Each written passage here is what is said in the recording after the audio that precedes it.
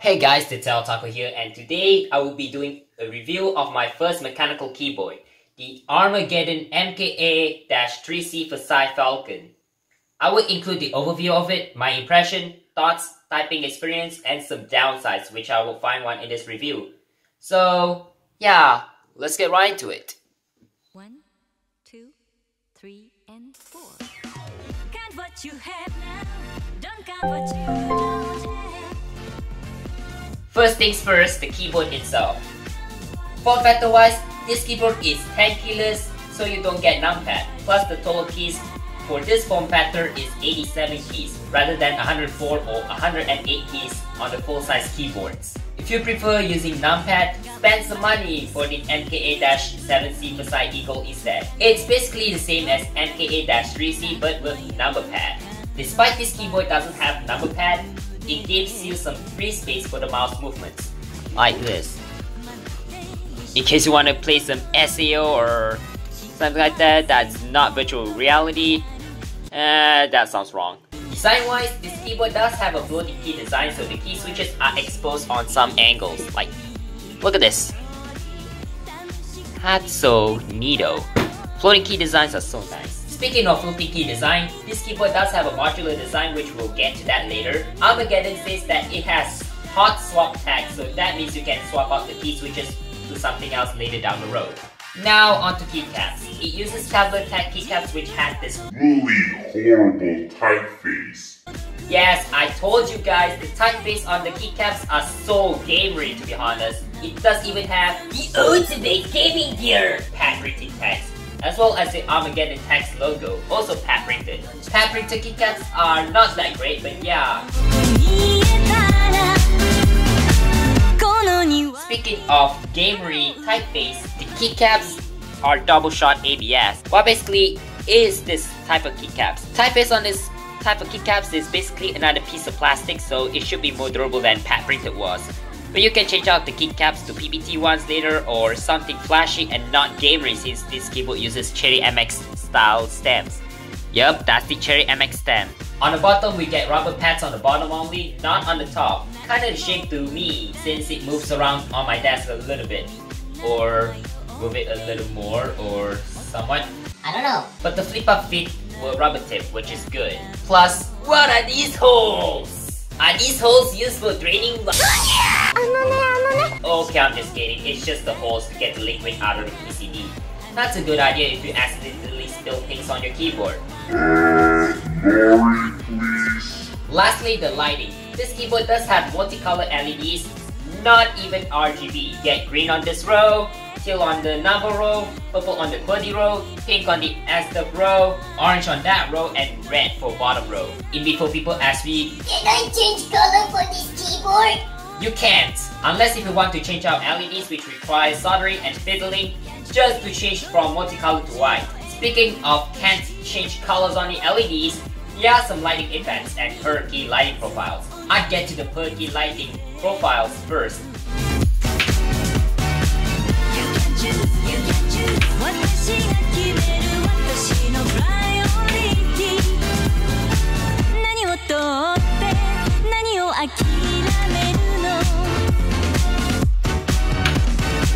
Can't you see? There are 8 preloaded profiles, but there are 2 customizable Perky lighting profiles, like these buttons here. For example, the Function Plus 9 was set to my Osu key lighting. Function Plus 0 was something pretty random. Oh wait, it's already empty. To change Perky lighting profile, all you have to do is to hit Function and then Home. And that will turn on the function key if the Perky lighting profiles are not set. You can turn it off by hitting the function key once. There you go. Or you can leave it on if you want to. Tap the keys you want them to lit up and then hit function and N to save the profiles. To reset 2 of the recorded Perky lighting profiles, all you have to do is to press function H up. It will go back to the full lighting mode and the 2 custom profiles will reset it and you have to reconfigure it.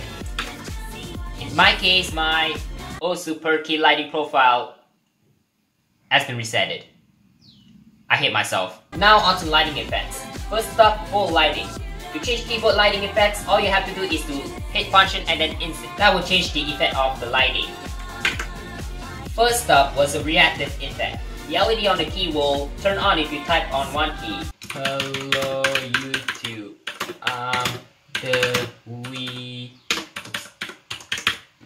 Interestingly enough, you can change the speed on some effects by hitting function and then left arrow, or function and then right arrow keys. Next up is breathing mode. Then there's the WASD and arrow keys only lit up. Escape key 2 if you want to pause for break or something. Next up is the key row scan. And there's 45-degree scan too. Next is snake running light mode.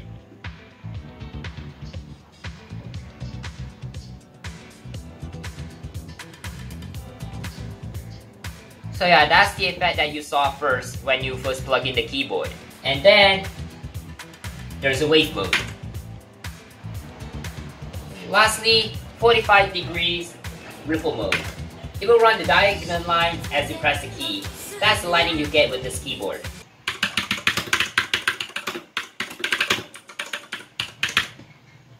Pretty cool.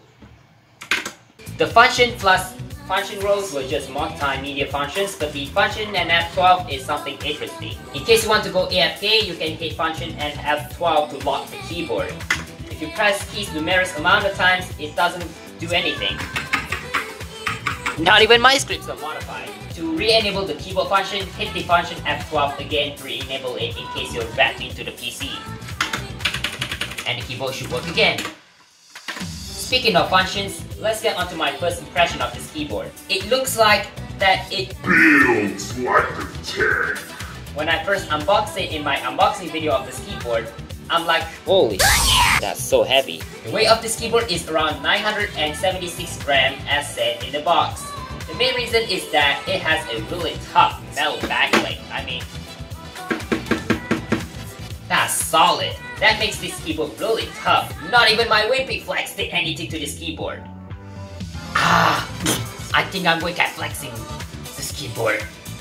This keyboard is strong. Trying a mechanical keyboard isn't sound different compared with my laptop keyboard. It sounds louder than my laptop keyboard, but it was satisfying. I'm not sure if you like it or not, but it depends. The cable is stiff, and it's also braided, and it has gold-plated USB connector. Nice move, Armaggeddon. Now onto key switches. It uses the Ultra cheapest MX Blue from China that don't last as long as MX Blue called the Shihao Blue. Okay, I'm just kidding, it's Ultimo Blue switches. In my experience, Ultimo Blue switches feel like a cheap as hell MX Blue clone, but they feel somewhat the same. I never tried a keyboard with genuine Cherry MX switches before, but yeah. Bottoming out weight for Ultimo Blue feels like Cherry MX Black, which is different than genuine MX Blue. Armaggeddon claims that Ultimo Blue switches had longer key lifespan than MX Blue with over 50 million cycles. If one of your key switches fail, you can swap out your key switch onto the new one without the need of taking it apart and soldering. They do provide a tool to pull out a key switch, a plastic ring keycap puller, and 2 extra key switches out of the box. I don't recommend plastic ring keycap puller because they tend to scratch the sides of the keycaps, but it's fine for me since the typeface of the Capital Tech keycaps are so gamery and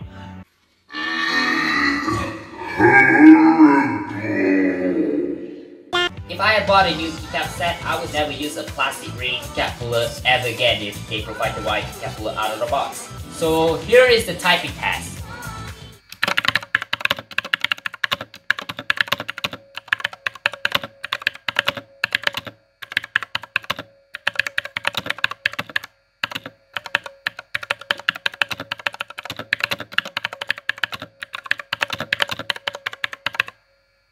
I'd say this keyboard is satisfying to type on, but there are some rattle on the stabilizers, so maybe lubing the stabilizers will solve that. So I'm gonna give you guys a listen.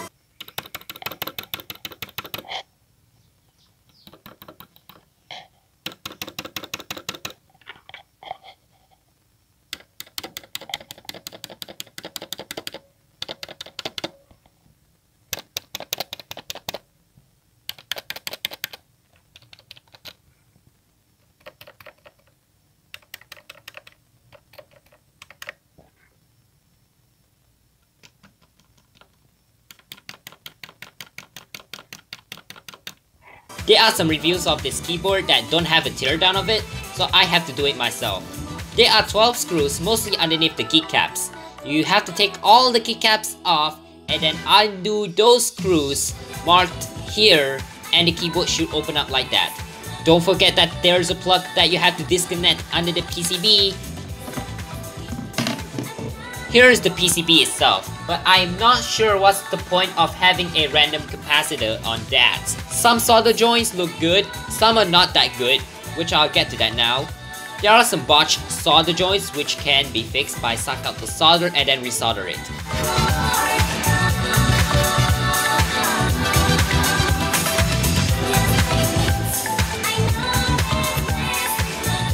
The base itself is made out of plastic, but there is no ribbing for it. I can flex that thing with somewhat no effort, but with keyboard back together, that rock solid build quality wasn't an issue. The metal backplate is pretty thick. My god, the backplate is so thick. I mean, extra thick. Not sure about the thickness, but that is probably the reason why this cheap keyboard was built like a tank. Now time to put it back together.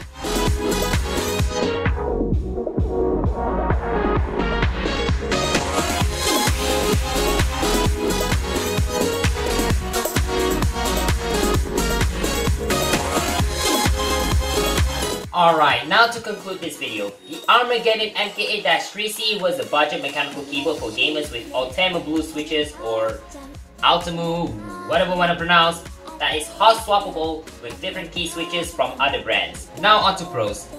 It costs under 200 ringgit, which is probably why this keyboard was in the category of cheap mechanical keyboards for under $50. It actually cost 150 ringgit when I bought it, which was 37 US dollars. Next pros is the typing experience. They feel like MX Blue boards. I'm not sure if you guys like the sound of this keyboard or not, but your mileage may vary. This keyboard has hot swappable key switches, so you can swap up your fill once to another one. Another pro about this keyboard is that it feels rock solid because of the metal backplate.